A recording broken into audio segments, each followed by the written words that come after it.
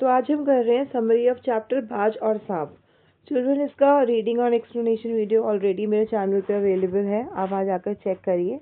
And अब quick summary करते हैं इस चैप्टर की, जो कि बहुत हेल्प करेगी आपके एग्जाम्स में, राइट। तो अब आप अगर देखेंगे तो टाइटल को देखेंगे तो आपको पता चलेगा इसमें दो मेन कैरेक्टर्स हैं स्टोरी में, बाज और सांप। जहाँ पर जो लेखक है उन्होंने बाज को उसको स्वतंत्रता बहुत प्यार दी थी और वो वीरता का प्रतीक है, ठीक है, जबकि सांप कायरता का प्रतीक है, ठीक है। तो अब देखते हैं।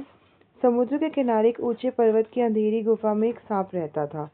समुद्र की तूफानी लहरें धूप में चमकती, झिलमिलाती और दिन भर पर्वत की चट्टानों से टकराती रहती। अब उसी पर्वत की अंधेरी घाटियों में एक नदी भी बहती थी। अब नदी, अब अगर आप देखोगे कि वो पत्थरों को तोड़ती हुई, शोर मचाती हुई नदी बहुत ही जोर से समुद्र की ओर लपकती जाती थी, ठीक है। तो अपनी गुफा में बैठा हुआ सांप ये सबको देखा करता, लहरों का गर्जन तर्जन, आकाश में छिपती हुई पहाड़ियाँ, और वो मन ही मन बहुत खुश होता था कि अपनी गुफा में वो सबसे सुखी और सुरक्षित है, उसे यहाँ कोई दुख नहीं दे सकता, ठीक है। सबसे अलग, सबसे दूर वह अपनी गुफा का स्वामी है, ना किसी से लेना ना किसी से देना। तो एक दिन क्या होता है, एकाएक आकाश में उड़ता हुआ खून से लथपथ एक बाज सांप की उस गुफा में आ गिरता है। उसकी छाती पर कितने ही जख्मों के निशान थे, पंख खून से सने थे। वह अधमरा सा जोर शोर से हाँफ रहा होता है। पहले तो सांप उसे देखकर बहुत डर जाता है, पर फिर घायल बाज की स्थिति देखकर वो उसके पास गया। जब उसे कॉन्फिडेंस आ गया कि नहीं, ये मेरा कुछ नहीं बिगाड़ सकता, फिर उसको पास जाके पूछता है। फिर वो उसको पूछता है, क्यों भाई, इतनी जल्दी मरने की तैयारी कर ली? तो इस पर बाज उसे बताता है, हाँ भाई, ऐसा ही दिखता है कि मेरी आखिरी घड़ी आ पहुंची है, लेकिन मुझे कोई शिकायत नहीं है। मेरी जिंदगी भी खूब रही भाई, जी भरकर उसे भोगा है। जब तक शरीर में ताकत रही, कोई सुख ऐसा नहीं बचा जिसे न भोगा हो। दूर दूर तक उड़ानें भरी हैं और आकाश की असीम ऊंचाइयों को अपने पंखों से नाप आया हूँ। और वो उसको, सांप को ये भी बोलता है बात कि तुम्हारा बड़ा दुर्भाग्य है कि तुम जिंदगी भर आकाश में उड़ने का आनंद कभी नहीं उठा पाओगे, ठीक है। अब जब उसने उसको ऐसा बोला तो इस पर सांप का थोड़ा सा ईगो हर्ट हुआ, तो उसने आगे से बोला, आकाश, आकाश को लेकर क्या मैं चाटूंगा? आकाश में है ही क्या, है ना, आकाश में क्या है? और मैं रेंगने वाला प्राणी हूँ। मेरी गुफा से अधिक आरामदायक और सुरक्षित जगह कोई दुनिया में नहीं है, ठीक है।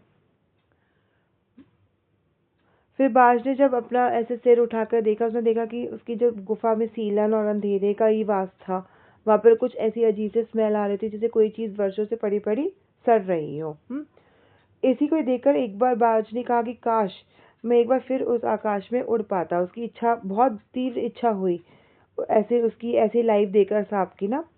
तो जब सांप ने ये बात सुनी तो सांप को भी थोड़ी सी दया आई। उसको लगा कि शायद ये बहुत ज़्यादा तरस रहा है, इसकी एक आखिरी इच्छा है जो पूरी होनी चाहिए, ठीक है। तो वो उसका हौसला बंधाता है, उसे कहता है कि देख लो, शायद तुम्हारे पैरों में अभी इतनी ताकत बची हो कि तुम आकाश में उड़ पाओ। एक बार कोशिश करने में क्या हर्ज है, ठीक है।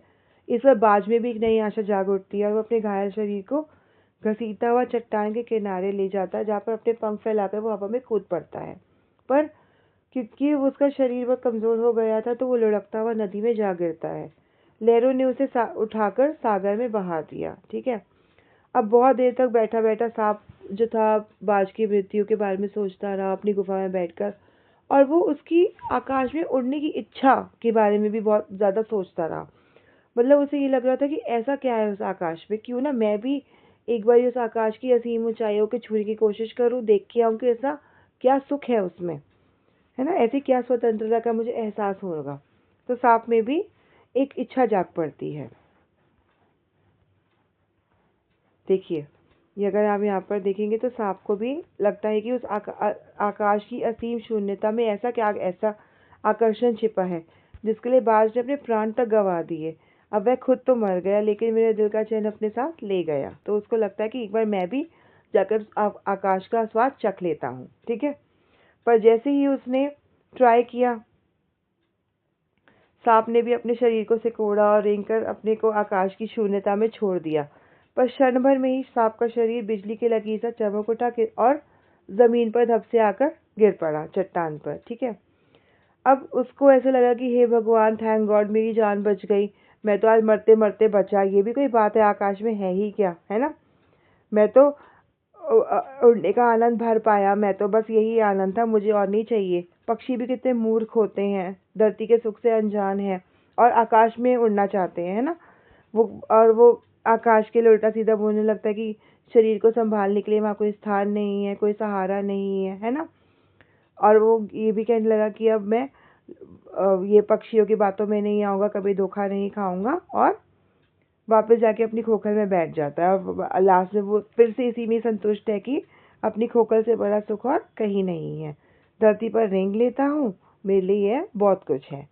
मुझे आकाश की स्वच्छंदता या स्वतंत्रता से क्या लेना देना। पर जब वो ये सब सोच ही रहा होता है, थोड़ी देर में क्या होता है, सांप ने चट्टानों में से, मतलब उसने सुना कि चट्टानों में से एक धीमा धीमा सा संगीत आने लगता है। ठीक है, लहरें लहरें गा, जैसे मधुर मधुर स्वर में गा रही हो।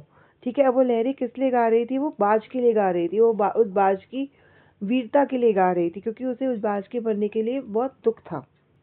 मतलब उसको ये एहसास होता है कि ये जो लहरें हैं, ये शायद ऐसा कुछ कहना चाह रही है कि ओ निडर बाज, शत्रु से लड़ते हुए तुमने अपना कीमती रक्त बहाया है, पर वह समय दूर नहीं है जब तुम्हारे खून की एक एक बूंद जिंदगी के अंधेरे में प्रकाश फैलाएगी और साहसी बहादुर दिलों में स्वतंत्रता और प्रकाश के लिए प्रेम पैदा करेगी। तुमने अपना जीवन बलिदान कर दिया, किंतु फिर भी तुम अमर हो। तब जब वो ये सब सुन रहा होता है, फिर लहरें ये भी बोलती हैं कि जब भी साहस और वीरता के गीत गाए जाएंगे, तुम्हारा नाम बड़े गर्व से और श्रद्धा से लिया जाएगा। हमारा ये गीत उन दीवानों के लिए है जो मरकर भी मृत्यु से नहीं डरते। तो इस पर सांप को बहुत मतलब दुख होता है। उसको लगता है कि वो बाज कितना अच्छा था, मतलब कितना उसका कितना सम्मान हो रहा है। स्टोरी से आपको क्या मिलती है कि हमें अपने जीवन में संघर्ष और हमारा जो साहस है वो बहुत ही इम्पोर्टेंट है, और स्वतंत्रता का भी अपना ही महत्व होता है। तो हमें कभी भी कुछ भी मुसीबतों से या कुछ भी छोटी छोटी प्रॉब्लम से नहीं घबराना चाहिए, और साहस और वीरता से उसका सामना करना चाहिए। ठीक है, जैसे कि सांप एक ही बारी में उड़ने की ट्राई किया और वो डर गया, हमें ऐसा कभी नहीं करना चाहिए, हमें बार बार ट्राई करते रहना चाहिए। ठीक है, और देखा जाए तो बाज की ही बहादुरी की प्रशंसा इस चैप्टर में हुई है। सांप की तो कुछ, किसी ने सांप के बारे में तो कोई बात ही नहीं करी, क्योंकि सांप बिल्कुल भी बहादुर नहीं था और कायर था। तो हमेशा हमें अपनी लाइफ में बहादुर होना चाहिए, करेजियस होना चाहिए। ठीक है, थैंक यू।